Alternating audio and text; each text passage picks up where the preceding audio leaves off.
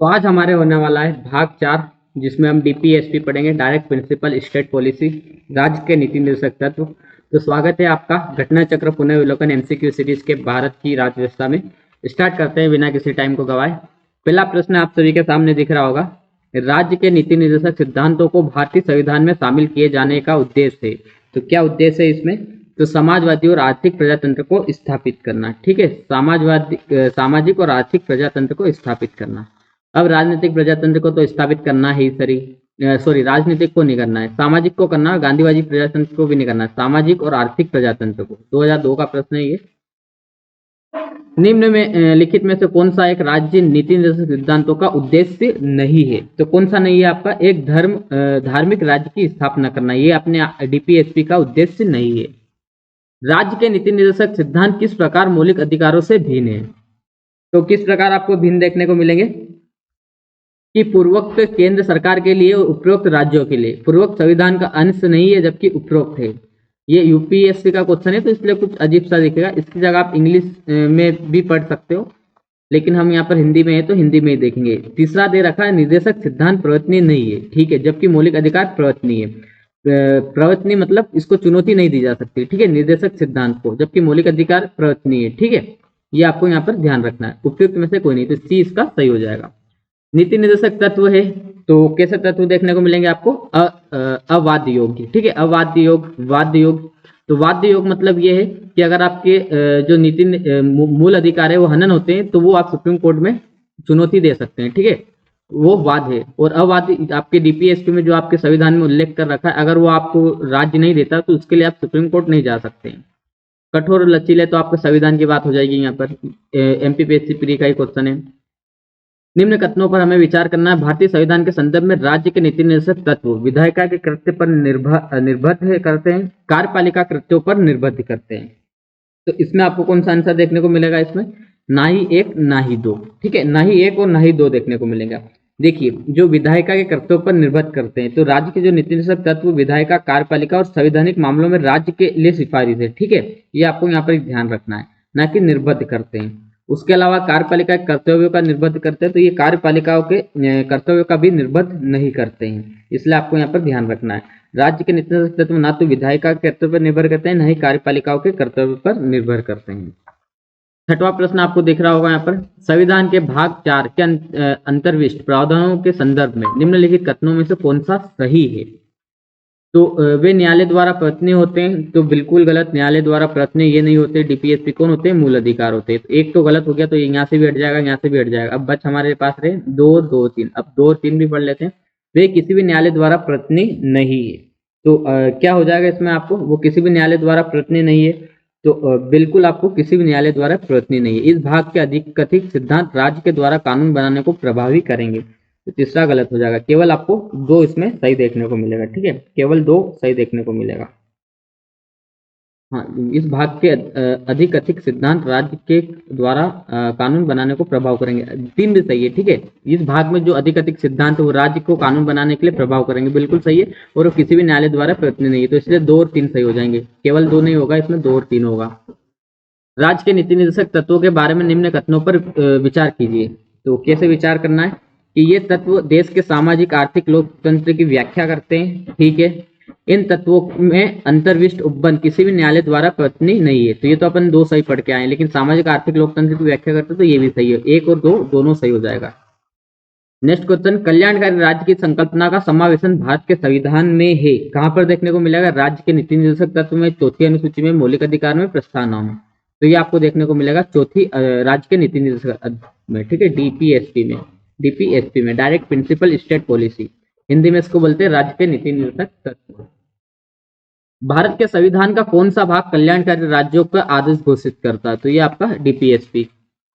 संविधान का कौन सा भाग कल्याणकारी? तो डीपीएसपी। भारत के कल्याणकारी राज्य होने का विचार पाया गया है तो डीपीएसपी में पाया गया है। ठीक है, डीपीएसपी में पाया गया है आपका, संविधान की प्रस्तावना में भी पाया गया है। ये चीज आपको यहाँ पर याद रखना है। ठीक है, ए और सी दोनों हो जाएगा यहाँ पर, इसलिए इसका डी आंसर हो जाएगा। नेक्स्ट क्वेश्चन, राज्य के नीति निर्देशक तत्व सहज अध्ययन के लिए निम्न में से कौन से भागों में विभक्त किए जा सकते हैं? समाजवादी में किए जा सकते हैं, गांधीवादी में भी आपके किए जा सकते हैं। ठीक है, और उद्धार बौद्धिकवादी में भी किए जाते हैं। तो इसलिए उपयुक्त सभी आपके आ जाएंगे, ये आपको यहाँ पर ध्यान रखना है। भारतीय संविधान में सम्मिलित नीति निर्देशक तत्वों की प्रेरणा हमें किस संविधान से ली गई है? तो ये हमने ली गई है आयरलैंड के संविधान से। ये चीज आपको यहाँ पर ध्यान रखना है, आयरलैंड के संविधान से हमने ली गई है ये। ओके, नेक्स्ट क्वेश्चन पे चलते हैं। नीति निर्देशक सिद्धांत है, ये अपन पढ़ चुके हैं, तो वाद्य योग्य नहीं है, वाद्य योग्य नहीं है। भारत के संविधान के अनुसार निम्नलिखित में से कौन सा देश के शासन का आधारभूत है? मूल अधिकार, मूल कर्तव्य, नीति निर्देशक तत्व, ठीक है, मूल अधिकार और मूल कर्तव्य। तो इसमें आपका हो जाएंगे नीति निर्देशक तत्व, राज्य के नीति निर्देशक तत्व। भारतीय संविधान के अनुसार निम्न में से कौन सा देश के शासन के आधारभूत है? शासन के लिए आपका नीति निर्देशक तत्व आधारभूत है। नेक्स्ट क्वेश्चन पे चलते हैं। समान कार्य के लिए समान वेतन भारत के संविधान में सुनिश्चित किया गया है, एक है, तो क्या है? मौलिक अधिकार है, राज्य के नीति निर्देशक सिद्धांत का अंग है, मौलिक कर्तव्य, आर्थिक। तो ये राज्य के नीति निर्देशक सिद्धांत आपको देखने को मिलेंगे। नेक्स्ट क्वेश्चन पे चलते हैं। कौन सा राज्य के नीति तत्वों में निहित है? तो अपराधों के लिए 2 स्थिति आपका मूल अधिकार है, प्राण एक देश स्वतंत्रता मूल अधिकार है, अल्पसंख्यक के हितों का मूल अधिकार है, पुरुष और स्त्रियों को दोनों समान कार्य करने के लिए समान वेतन। ये आपके नीति निर्देशक तत्वों में है। मौलिक अधिकार नहीं है, उत्पीड़न के खिलाफ अधिकार, समान काम के लिए समान वेतन, कानून के समक्ष बराबरी, धर्म पालन की स्वतंत्रता। तो ये आपका मौलिक अधिकार है, ये भी मौलिक अधिकार है, ये भी मौलिक अधिकार है, लेकिन ये आपका क्या है? डीपीएसपी है, डायरेक्ट प्रिंसिपल स्टेट पॉलिसी, ठीक है। नेक्स्ट, भारत के निम्नलिखित में से किसके अंतर्गत पंचायती राज प्रणाली की व्यवस्था की गई है? तो किसके अंतर्गत की गई? आर्टिकल 40 में की गई है, आपको पता होगा, डीपीएसपी में, ठीक है, अनुच्छेद 40। निम्न में से कौन सा अनुच्छेद पंचायत के लिए? देखो ये आ गया आर्टिकल 40। ग्राम पंचायत 40 में देखने को मिलेगा आपको, ठीक है, ग्राम पंचायतों का गठन 40 में। तो ए का 5, ए कहाँ पर है? यहाँ पर है, और ए का 5 ये, तो अपन को बिना देखे ये अपन इसको सही आंसर लगा सकते हैं, ठीक है, समझ में आ गया होगा आपको। ए का 5 अपन को देखने को मिलेगा, ठीक है। उसके अलावा और देख लेते हैं अपन, 1 मिनट। समान आचार संहिता 44, ठीक है। कृषि एवं पशुपालन तो 48। न्यायपालिका का कार्यपालिका स्वतंत्र तो ये 50 में देखने को मिलेगा, 51 में नहीं। अंतर्राष्ट्रीय विकास, अंतर्राष्ट्रीय शांति का विकास 51 में। तो इसमें क्या देखने को मिलेगा आपको? सही कोड कौन सा हो जाएगा आपका इसमें? तो इसमें आपका हो जाएगा 1 से अधिक वाला। तो अपन यहाँ से ए का 5, तो ये रहा यहाँ पर, फिर बी का 1, तो बी का 1 यहाँ पर है ही नहीं, ऑप्शन में नहीं है यहाँ पर, इसलिए क्या आ जाएगा इसमें? उपयुक्त में से कोई नहीं है, उपयुक्त में से 1 से अधिक, तो ये वाला सही हो जाएगा, ठीक है। नेक्स्ट, पंचायतों का 40 में, 41 में क्या देखने को मिलेगा आपको? तो 41 में कुछ दशाओं में काम करने का अधिकार, 44 में समान नागरिक संहिता, 48 में कृषि। तो इसमें ए का 1, 2 का 2 ये आपको देखने को मिलेगा। 39 ए, 40 में ग्राम पंचायतों का गठन बिल्कुल सही है, सही सम्मिलित नहीं है। 44 में नागरिक संहिता सही है। 48 में न्याय, ये अपना गलत हो जाएगा। न्यायपालिका का कार्यपालिका से ये 50 में देखने को मिलेगा, ठीक है। 39 में समान न्याय निःशुल्क विधिक सहायता आपको बिल्कुल सही देखने को मिलेगी। नेक्स्ट क्वेश्चन पे चलते हैं। नीचे दिए गए कथनों ने ए और दूसरों के कारण कहा गया है। तो कथन और कारण, मनरेगा हर परिवार को कम से कम एक सदस्य को 100 दिन का रोजगार दिलाने का प्रावधान है। तो बिल्कुल सही है, एक ना एक 100 दिन का रोजगार दिलाने का आपका क्या है? तो प्रावधान है। उसके अलावा बी कारण बता रहा है, रोजगार का अधिकार संविधान के भाग 3 में प्रविष्ट है। तो देखो भाग 3 में नहीं है आपका, ये आपको ध्यान रखना है, भाग 3 में आपको नहीं देखने को मिलेगा, ठीक है। कहाँ पर देखने को मिलेगा आपको ये? तो भाग 3 की जगह भाग 4 में देखने को मिलेगा, ठीक है। भाग 4 में देखने को मिलेगा, जिसके द्वारा रोजगार गारंटी योजना लेकर आए थे, ठीक है, ये आपको याद रखना। तो इसमें कौन सा सही हो जाएगा? 1 सही और आर गलत। रोजगार का अधिकार संविधान के 3 में, तो इसमें नहीं है, ये आपका लाया गया था रोजगार गारंटी अधिनियम मनरेगा, जिसको अपन बोलते हैं 2005 में, ठीक है, 2005 में। इसके तहत आपको 100 दिन का कार्य दिलाने का प्रावधान किया गया है। नेक्स्ट क्वेश्चन, मनरेगा कार्यक्रम निम्न में से भारतीय संविधान के किस अनुच्छेद को लागू करने हेतु लाया गया था? तो ये लाया गया था 43 को, आर्टिकल 43 को लागू करने के लिए आपका मनरेगा जो है ये लाया गया था। और इसमें तो इसी भाग के अनुच्छेद 43 में क्या कहा गया है कि राज्य उपयुक्त विधान या आर्थिक संगठन का या किसी भी अन्य रीति से कृषि के, उद्योग के या अन्य प्रकार के सभी कर्मकारों को काम का, निर्वाह का, मजदूरी का, शिष्ट जीवन स्तर का और अवकाश का संपूर्ण उपभोग सुनिश्चित करने वाली काम की दशा प्रदान करने का प्रयास करेगा, ठीक है। यह आर्टिकल 43 आपको देखने को मिलेगा यहाँ पर। नेक्स्ट क्वेश्चन, 42वें संविधान संशोधन द्वारा किस अनुच्छेद के माध्यम से श्रमिकों को प्रबंध भागीदारी सुनिश्चित की गई? तो ये आपके की गई थी 43A के तहत, ठीक है, 43A के तहत आपको याद रखना है। नेक्स्ट क्वेश्चन, भारत में न्यायपालिका कार्यपालिका से पृथक किसके तो ये आपके नीति निर्देशक तत्व के द्वारा की गई है। राज्य के नीति निर्देशक सिद्धांतों के निम्नलिखित अनुच्छेद में से कौन सा अंतर्राष्ट्रीय शांति, तो 51। भारत के संविधान में अंतर्राष्ट्रीय शांति और सुरक्षा की अभिव्यक्ति का उल्लेख डीपीएसपी में। भारतीय संविधान का कौन सा अनुच्छेद भारत की विदेश नीति से संबंधित है, तो 51। ये चीज याद रखना आप, ठीक है, 51 आपका हो जाएगा। नेक्स्ट क्वेश्चन, निम्न में से कौन सा संविधान के 42 संविधान संशोधन द्वारा नीति निर्देशक तत्व में नहीं जोड़ा गया था, तो कौन सा नहीं जोड़ा गया था, आपका समान आचार संहिता, ठीक है, जिसे हम बोलते हैं या 44, आर्टिकल 44। तो शोषण के बच्चों का अल्पवयोग ये आपको जोड़ा गया था 42 संविधान में। समान न्याय के लिए भी 42 संविधान संशोधन। उद्योगों के प्रबंध में श्रमिकों की भागीदारी ये भी 42 संविधान संशोधन द्वारा जोड़ा गया था। नेक्स्ट, 42वें संविधान संशोधन द्वारा निम्न से कौन सा सिद्धांत राज्य के नेतृत्व में जोड़ा गया था, तो कौन सा आपका जोड़ा गया था, ये आप पूछ रहा है, पहले पूछा गया कौन सा नहीं जोड़ा गया। तो पुरुषों स्त्री दोनों के लिए समान कार्य का समान वेतन, ये पहले से था। उद्योगों के प्रबंध में कामगारों की सहभागिता, ये जोड़ा गया था, ठीक है। काम, शिक्षा और सार्वजनिक सहायता पाने का अधिकार पहले से था।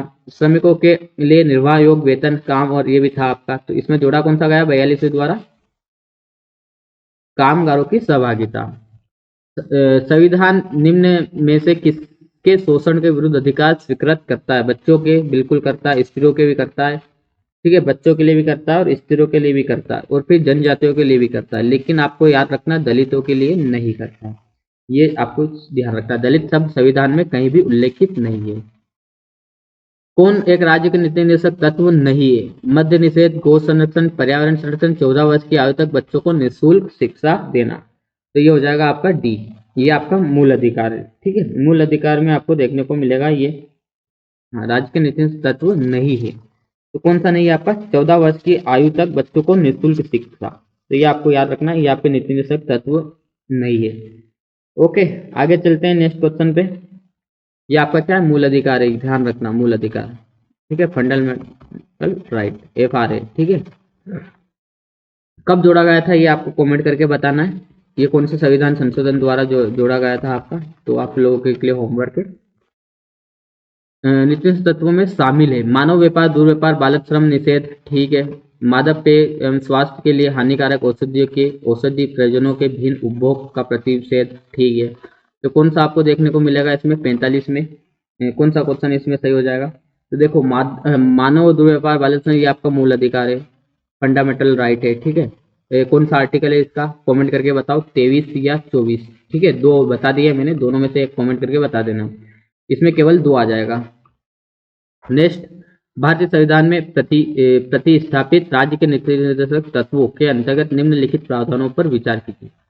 तो अब विचार करना है कि भारतीय नागरिकों के लिए समान नागरिक संहिता सुरक्षित करना बिल्कुल सही, पंचायतों को संगठित करना बिल्कुल सही, ग्रामीण क्षेत्रों में कुटीर उद्योगों को प्रोत्साहन करना तो बिल्कुल सही, सभी कार्यकरों के लिए यथोचित अवकाश या संस्कृति की अवसर की सुरक्षा करना। ये तो आपके क्या है टोटल, ये टोटल आपके डीपीएसपी है, ठीक है। अब डीपीएसपी में भी नीचे दे रखा है कि उपयुक्त में से कौन गांधीवादी सिद्धांत है जो राज्य के नीति निर्देशक तत्वों को प्रतिबंधित करते हैं। अब आपको गांधीवादी, ठीक है, उसके समाजवादी, ये सब देखने को मिलेंगे। तो कौन कौन से आपको इसमें गांधीवादी दिख रहे हैं, समान नागरिक संहिता, तो ये तो गांधीवादी हो नहीं सकता, ठीक है। पंचायत वाला गांधीवादी है, कुटीर उद्योगों को भी गांधीवादी, तो 2 और 3 आपको कंफर्म हो गए। अब एक तो हो नहीं सकता, तो ये एक यहाँ से भी हट गया, यहाँ से भी हट गया, यहाँ से भी हट गया, तो 2 और 3 केवल गांधीवादी। ये जो देख लो गांधीवादी कौन कौन से, तो गांधीवादी सिद्धांतों पर आधारित कई प्रावधानों में राज्य के नीति से कई सिद्धांत सम्मिलित किए गए। इसमें पहला है ग्राम पंचायत गठन 40, फिर 43 याद रखना, ठीक है, ग्रामीण का प्रयास, अनुसूचित जाति, अनुसूचित जनजाति तथा अन्य दुर्बल वर्गों को शिक्षा अर्थ संबंधी हितों की अभिव्यक्ति 46 में, मादक पेय के लिए 47 और 48 में आपको क्या देखने को मिलेगा, जो पशुओं रहते हैं और वध करने पर रोक, तो 40, 43, 46, 47 और 48 ये आपके कौन से हो जाएंगे, गांधीवादी अनुच्छेद, ठीक है, डीपीएसपी में। नेक्स्ट क्वेश्चन, निम्नलिखित भारत के संविधान में किसे पर्यावरण संरक्षण के संवर्धन तथा वन्य जीव की रक्षा के लिए प्रावधान पाए जाते हैं। तो केवल मूल अधिकार के नीति निषेधक तत्व में, मूल अधिकार में और ए और बी दोनों में। तो काय में पाए जाते हैं आपके ये, तो ये पाए जाते हैं केवल राज्य के नीति निषेधक तत्व में और मूल अधिकार में। ठीक है, ये चीज आपको यहाँ पर याद रखना है, दोनों में पाए जाते हैं आपके। आपको याद होगा तो 42 संविधान संशोधन 1976 के द्वारा आपको जोड़ा गया था 48A। ठीक है, उसमें क्या था, तो पर्यावरण की रक्षा करना, ये आपको याद रखना है। उसके अलावा मूल अधिकार में आपको कहाँ देखने को मिलेंगे, मूल अधिकार या मूल कर्तव्य के तहत 51A जोड़ा गया था, आपको याद होगा। ठीक है, 51A यहाँ पर मूल अधिकार दे रखा, तो मूल अधिकार नहीं होगा, यहाँ पर मूल कर्तव्य होगा। ठीक है, कर्तव्य होगा, ये चीज याद रखना आपको। मूल कर्तव्य में आपको याद होगा कि 51A में जो जी वाला है वहां पर बोल रखा है कि प्रत्येक भारतीय नागरिक का एक कर्तव्य होगा कि वह प्राकृतिक पर्यावरण की, जिसके अंतर्गत वन, झील, नदी और वन्य जीव है, उनकी रक्षा करे। ठीक है, तो कर्तव्य है ये, अधिकार नहीं है। और अधिकार में आपका आर्टिकल 21 में है कि आपको स्वच्छ वायु का, स्वच्छ पर्यावरण का अधिकार है। ठीक है, यहाँ पर रक्षा की बात हो रही है, तो वो आपके डीपीएसपी में और कर्तव्य में है, मूल कर्तव्य में। निम्न में से कौन एक राज्य के नीति सिद्धांतों में सम्मिलित है? राज्य देश के पर्यावरण के संरक्षण तथा संवर्धन का प्रयास करेगा। ठीक है, बिल्कुल करेगा। राज्य किसी व्यक्ति को कानून के समक्ष समानता से मना नहीं करेगा। ठीक है, तो ये तो आपका क्या है, मूल अधिकार। राज्य किसी व्यक्ति के उसका धर्म, कुल, फिर जाति, ये भी मूल अधिकार है। अस्पृश्यता, ये भी मूल अधिकार है। लेकिन ये क्या है, केवल आपका डीपीएसपी है, पर्यावरण की संरक्षण और संवर्धन का प्रयास करेगा राज्य। नेक्स्ट क्वेश्चन पे, राज्य के नीति सिद्धांत में निम्न किसके बारे में संविधान शांत है? प्रौढ़ शिक्षा, कर्मकारों के निर्वाह मजदूरी, गरीबों को निःशुल्क विधिक सहायता, बालकों की प्राथमिक शिक्षा जब तक वह 6 वर्ष का न हो जाए प्राप्त कर ले। तो किसके बारे में आपका संविधान मौन है? तो ये आपको याद रखना, प्रौढ़ शिक्षा के बारे में। ठीक है, प्रौढ़ शिक्षा के बारे में आपका संविधान क्या है, मौन है। ये चीज आपको यहाँ पर ध्यान रखना है। नेक्स्ट क्वेश्चन पे चलते हैं अब अपन। कौन सा राज्य का नीति सिद्धांत के बाद संविधान में जोड़ा गया है? ग्राम पंचायत पहले से था, मुफ्त कानूनी सलाह बाद में जोड़ा गया। ठीक है, बाद में जोड़ा गया आपका मुफ्त कानूनी, ये कब जोड़ा गया, तो 42वें 1976 में, 42वें संविधान संशोधन 1976 द्वारा जोड़ा गया था। ये चीज आपको याद रखना। नेक्स्ट, राष्ट्रीय विधिक सेवा प्राधिकरण के संदर्भ में निम्न कथनों पर विचार कीजिए। इसका उद्देश्य समान अवसरों के आधार पर समाज के कमजोर वर्गों को निःशुल्क एवं सक्षम विधिक सेवाएं उपलब्ध करवाना है। तो बिल्कुल सही, यह देश भर में विधिक कार्यक्रमों योजनाओं को लागू करने के लिए राज्य के विधिक प्राधिकरण को निर्देश जारी करता है। तो बिल्कुल सही है। ठीक है, 1 और 2 दोनों। इनमें से कौन राज्य के नीति निर्देशक सिद्धांतों में सम्मिलित नहीं है? सूचना का अधिकार, काम का अधिकार, समान कार्य मध्य, तीनों तो है, सूचना का अधिकार नहीं है। ये कैसा है, तो ये आपका वैधानिक है। ठीक है, वैधानिक, इसके लिए क्या लाया गया था, आपका कानून लाया गया था, आपने पढ़ा होगा यूनिट 10 में सूचना का अधिकार। ठीक है, सूचना आयोग।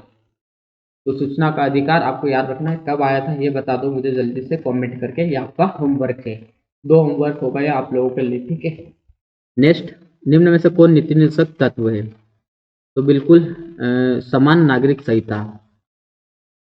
विषयों की पहचान कीजिए। ठीक है नीति, ये एक फैक्टर में ये आपका मूल अधिकार है, बेगार तथा बालक का मूल अधिकार, अपस्था, ये तो केवल एक आ जाएगा, कि यहाँ पर सही दिखेगा। कौन राज्य के नीति निषेधक तत्वों में नहीं है? राज्य सुनिश्चित करने का प्रयास करेगा। तो कौन करेगा? राज्य सुनिश्चित करने का प्रयास करेगा। तो पुरुष और महिलाओं को समान कार्य हेतु डीपीएसपी है। जीविकोपार्जन हेतु पर्याप्त साधनों का समान अधिकार, ये भी है। अस्पृश्यता 17 में देखने को मिलता है। ठीक है, जिसमें मूल अधिकार है, फंडामेंटल राइट है आपके, और काम ये, तो इसमें ये सही हो जाएगा। राज्य के नीति निषेधक सिद्धांत एक ऐसा चेक है जो बैंक की सुविधा अनुसार अदा किया जाता है। किसने कहा था? तो किसने कहा था आपका ये कहा था केटी शाह ने। ध्यान रखना, याद रखना ये वाला। उसके अलावा भारतीय संविधान के भाग 4 में दिए गए निर्देशक सिद्धांतों में कौन सा सूचीबद्ध है? समान कार्य बिल्कुल है, समान नागरिक ये भी है, छोटे परिवार का मापदंड ये देखने को नहीं मिलेगा आपको। ठीक है, छोटे परिवारों का मापदंड देखने को नहीं मिलेगा, और प्राथमिक स्तर मातृभाषा में शिक्षा ये भी नहीं देखने को मिलेगा। ये चीज आपको यहाँ पर याद रखना है। मातृभाषा में शिक्षा देने के लिए आपको कौन सा है, तो 350 आर्टिकल ए है। ठीक है, ये चीज ध्यान रखना। तो इसमें 1 और 2 आ जाएगा। नेक्स्ट, अब हमारा खत्म हो गया। ठीक है, कितने क्वेश्चन थे यहाँ? मूल अधिकार और नीति निषेधक तत्व में क्या अंतर है, 1 मिनट में देख लेते हैं। भाग 3 में है, भाग 4 में है। अमेरिका से लिया गया, आइलैंड से लिया गया। नकारात्मक है, ये सकारात्मक है। ये वाद्य योग है, ये गैर वाद्य योग है। वाद्य योग समझ लो ना, इनका उल्लंघन पर न्यायालय द्वारा इन्हें लागू करवाया जा सकता है, ये न्यायालय द्वारा लागू नहीं कराया जा सकता। कानूनी रूप से मान्य है, ये नैतिक एवं राजनीतिक मान्यता है। नैतिक एवं राजनीतिक मान्यता समय समय पर आपको पता है, जैसे चुनाव आते हैं तो राजनीतिक पार्टी अच्छी अच्छी योजना लाती है और नीति तत्व को लागू करने की कोशिश करती है, लेकिन ये कानूनी रूप से आपको मिले हुए हैं। लागू करने के लिए विधान की आवश्यकता नहीं है, ये आपके संविधान में ही वर्णित है, लेकिन इनके लिए क्या विधान बनाना है जरूरी। विधान मतलब विधि बनाना। व्यक्तिगत कल्याण को प्रोत्साहन करते हैं और ये समाज को और आर्थिक कल्याण के लिए करते हैं। ठीक है, ये व्यक्ति के लिए है केवल, और ये समाज और आर्थिक कल्याण के लिए। ये नागरिकों को स्वतः प्राप्त है, ये सरकार द्वारा लागू करने के बाद नागरिक को प्राप्त होते हैं। तो ये थे हमारे मौलिक अधिकार तो नीति निर्देशक तत्व के बीच अंतर। तो हमने भाग 1 देख लिया, 2 देख लिया, 3 देख लिया, 4 देख लिया। अब कल हम देखेंगे मूल कर्तव्य। ठीक है, कल मूल कर्तव्य देखेंगे, और होगा तो फिर हम कल ही देख लेंगे क्या, भाग 5। ठीक है, जिसमें हम राष्ट्रपति शुरू कर देंगे। तो नीति निर्देशक तत्व थे। आप लोगों से एक निवेदन है कि आपको वीडियो अच्छा लगा हो तो लाइक कर दीजिए। ठीक है, और चैनल को सब्सक्राइब कर ही लीजिएगा, आपकी इच्छा हो। और ये हमारा जो पॉलिटी है करीबन 10 से 15 लेक्चर में खत्म हो जाएगी। 17 दिसंबर वाली एग्जाम तक आपको हम पॉलिटी कंप्लीट करवा देंगे। ठीक है, तो बस आपको लूसेंट पढ़ना है, उसके बाद ये वीडियो लेक्चर XX स्पीड में देख लो तो आपका काम हो जाएगा। तो इस क्लास को यहीं करते हैं खत्म, मिलते हैं आपको नेक्स्ट वाली क्लास में।